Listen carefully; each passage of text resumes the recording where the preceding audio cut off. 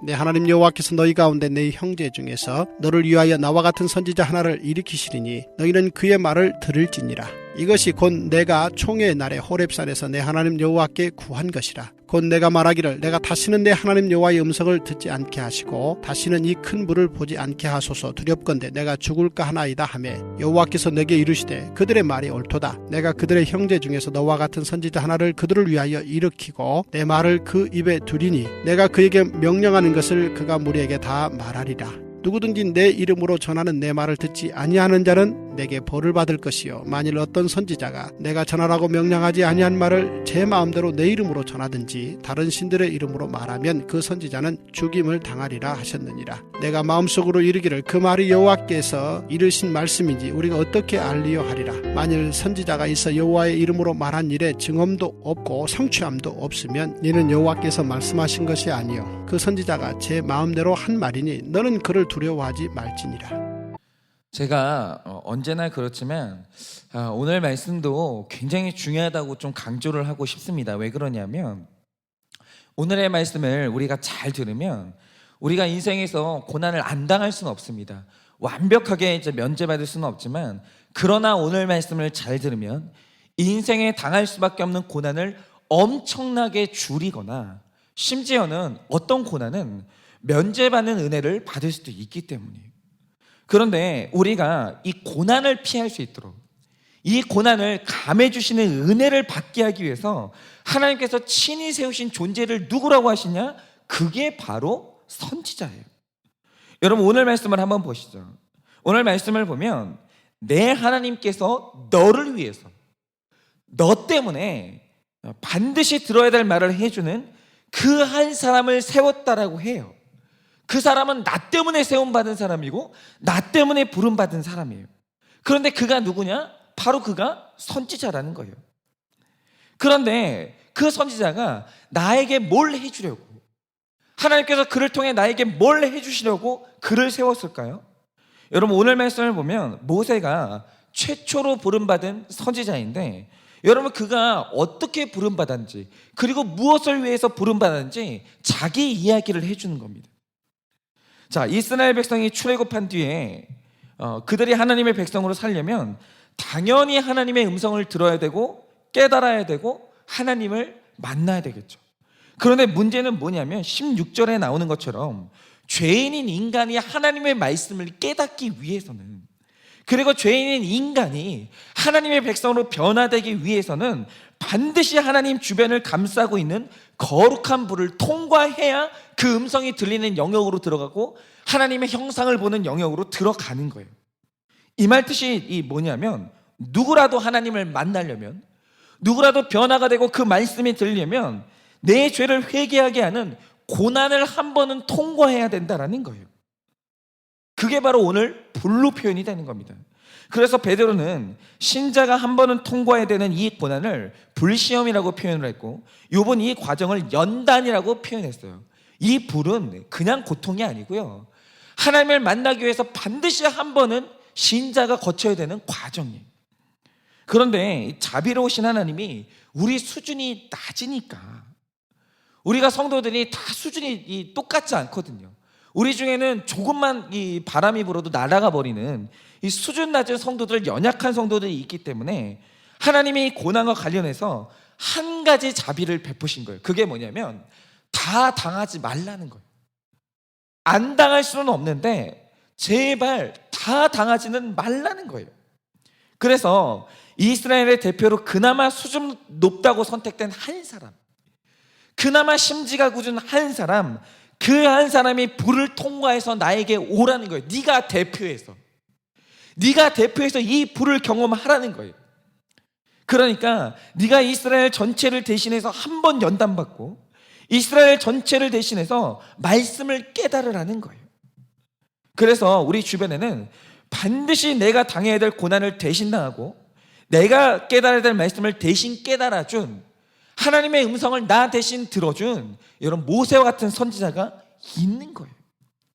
그런데 여기서 백성이 해야 될 일이 있어요. 모세가 백성을 대표해서 고난을 당했죠.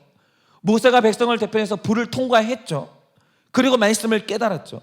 그런데 여기서 백성이 해야 될 게 뭐냐면 선지자가 당한 고난을 내 고난으로 받고 선지자가 얻은 깨달음을 내 깨달음으로 잘 들으면 선지자가 받은 고난을 똑같이 받지 않아도 되는 거예요.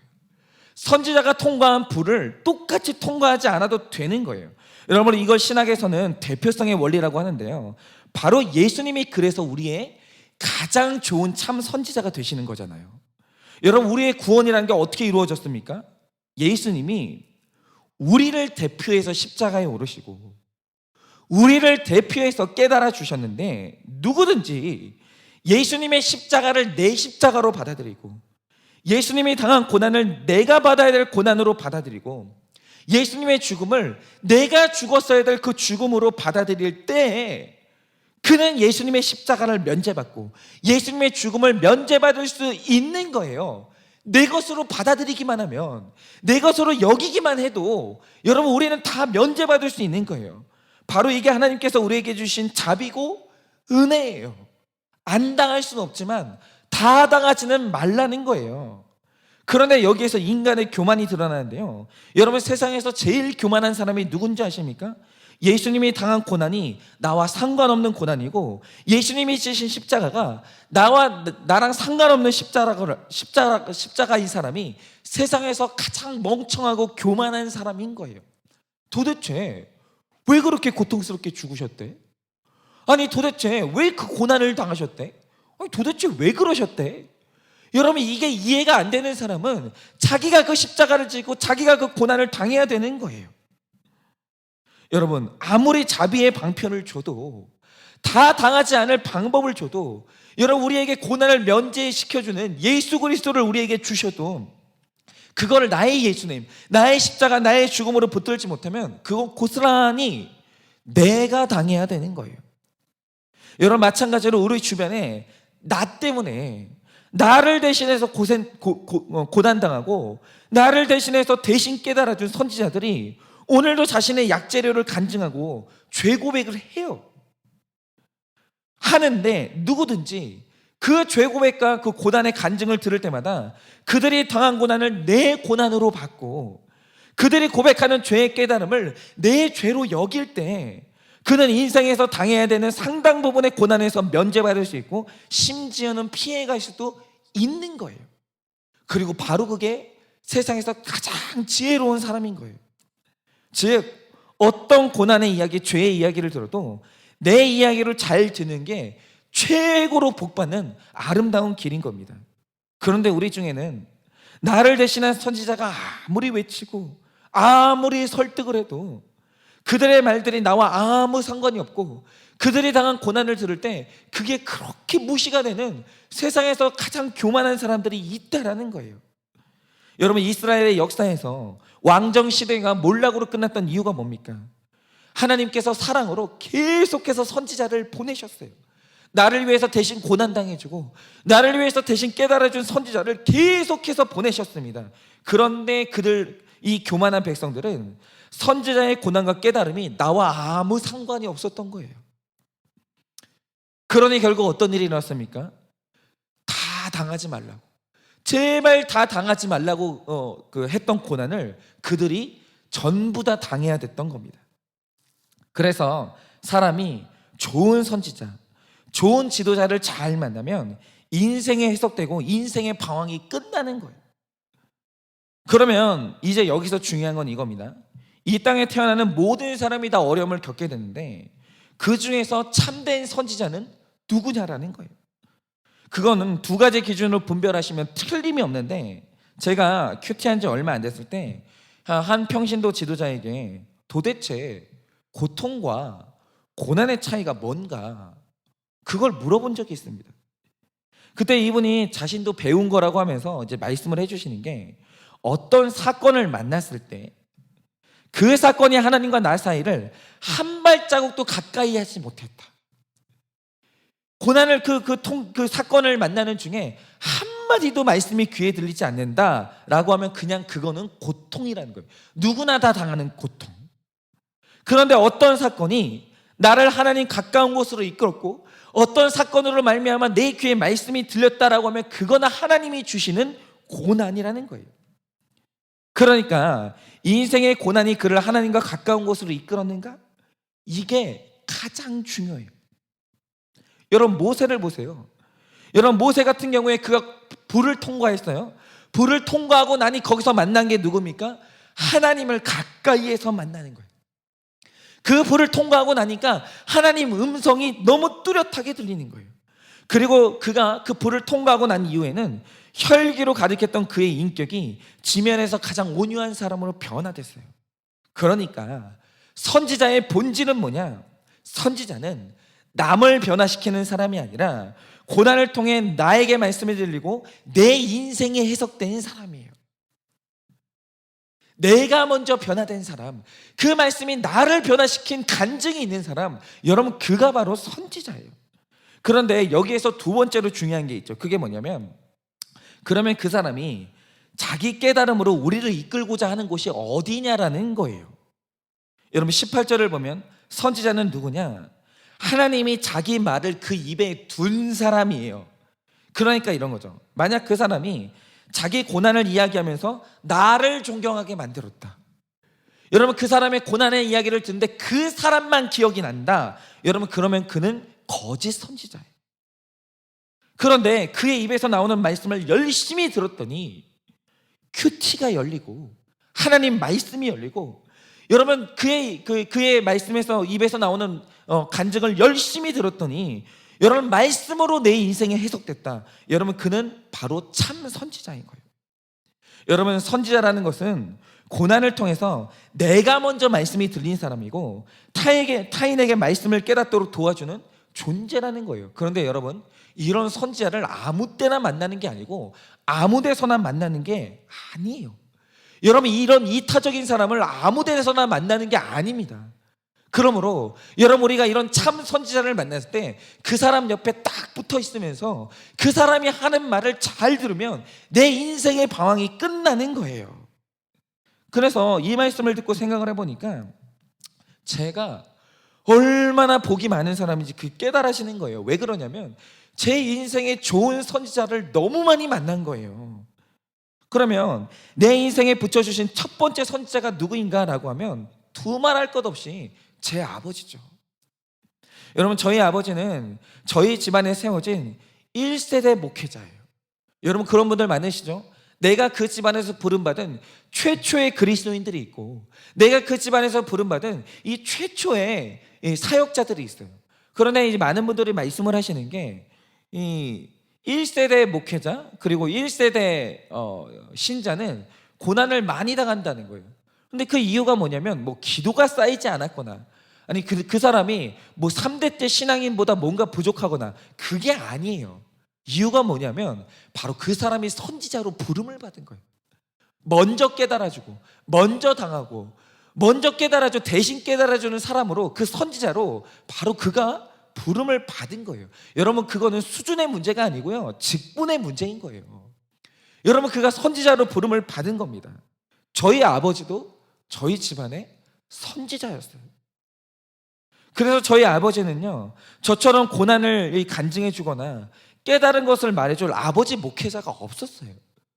저희 아버지가 선지자였거든요. 그래서 제 아버지가 목회의 길을 여신이라고 정말 애쓰고 많은 고난을 당하셨는데 저의 어리석음이 뭔지 아십니까? 하나님이 그 좋은 선지자를 세워주셨는데 그 선지자를 통해서 그렇게 아름다운 말씀을 전해주시는데 저는 어릴 때 너무 교만하니까 아버지가 당하는 고난이 나랑 아무 상관이 없는 거예요. 얼마나 교만했는지 얼마나 무시가 됐는지 아니 왜 그렇게 미련하게 목회를 하신대? 아니 왜 쓸데없이 그런 고난을 당하신대? 아유 아버지가 아는 게 없으니까 저렇게 고난을 당하시지. 이런 식으로 얼마나 교만한지 아버지의 고난이 나와 아무 상관이 없는 거예요. 얼마나 무시가 되는지. 그런데 여러분 아무리 좋은 선지자를 세워주셔도 교만하니까 하나님이 저에게 주시는 고난을 피할 길이 없는 거예요. 그래서 제가 미성숙한 시절에 그 좋은 선지자가 있어도 말씀을 듣지 않으니까 얼마나 많은 고난을 당했는지 모릅니다. 그런데 제 고난이 급격하게 감해진 때가 언제냐면 또 다른 선지자 저에게 큐티를 알려주신 김양재 목사님을 만나면서 아버지가 내 선지자였다는 사실을 깨닫게 됐어요. 선지자를 만나니까 또 다른 선지자를 만나는 거예요. 드디어 깨닫게 됐어요. 그러면서 아버지가 당한 고난이 나를 위한 고난이었고, 아버지가 지은 죄를 저 때문에 지은 죄에 대한 깨달음을 저를 위해 깨달아 주신 걸로 제가 깨닫게 된 거예요. 그러니까 어떤 일이 일어난지 아십니까? 아버지가 저를 위해 열어주신 길로 제가 드디어 고난을 면제받고 고난이 감해지면서 편안하게 그 길을 가기 시작하는 거예요. 여러분, 그렇죠? 여러분 주변에 좋은 선지자가 있으시죠?